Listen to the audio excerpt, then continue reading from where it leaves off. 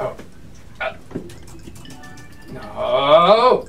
Okay. Okay. Okay. I hate that part. Got it. Got it.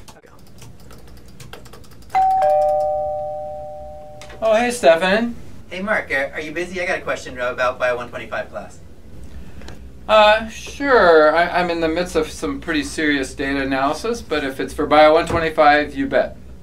Well, Mark, I've been recopying my Bio 125 notes, and I'm a little stuck. I'm just wondering what a phylogeny would look like after a horizontal gene transfer. If you had a few minutes, could we walk out to the board here, and maybe you could have it drawn up, and we could look at it.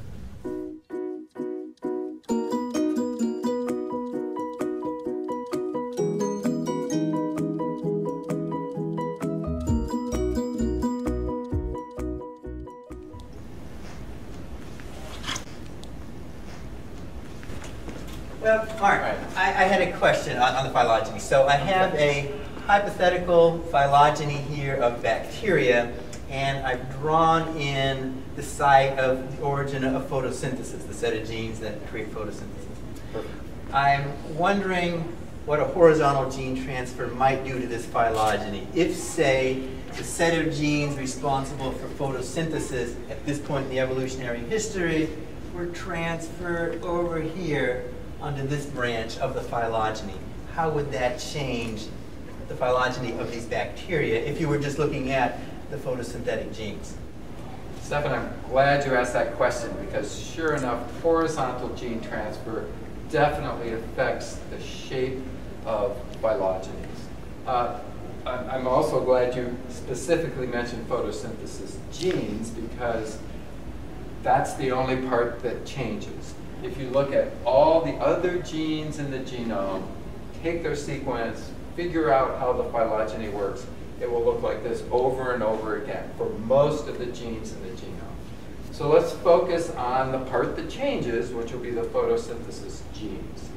And the sort of twist, the secret to understanding it is that once these genes jump from before the last common ancestor of F and G over to before the last common ancestor of A, B, and C, what that essentially does is take that A, B, C branch and stick it over here as if it's a descendant of that point.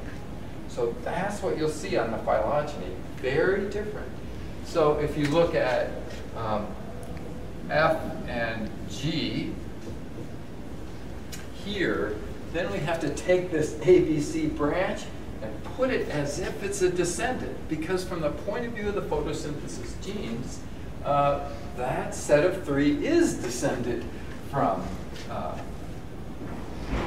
F and G, A, B, C. So this is the phylogeny you get from those photosynthesis genes, looking as if ABC is close to FG. Well, Mark, this all makes sense right here, but you're missing three of the bacterial species I had on there, D, E, and H. Where would they go on this phylogeny? It's a great question, and it depends on which organism we're talking about. You have to remember that the whole system originated right here. Sure enough, H has photosynthesis genes, and the branch point, the last common ancestor between H and all five of these is right there. So sure enough, if we finish this out, H would be there. Last common ancestor of H and all five. But then there's these other ones, D and E. Now that's a different story. They don't have photosynthesis genes at all. You could search the whole genome and you turn up nothing. So they'd be missing. They would not be on a phylogeny based on photosynthesis genes because they have no photosynthesis genes. You couldn't do it. It would be missing. You'd have to turn to other genes in the genome, which would put you right back here. Well, thanks a lot, Mark. This makes a lot of sense now. Great, great. Glad I could clear that up. Hey, have you reached the next level of your research yet? Well, it's a lot of work, but I expect now that you're stepping up to do Bio 105 lectures, I will reach that next level very soon. All right, well, I hope you crush it. Good luck. Good luck in lecture. See you there. Thank you.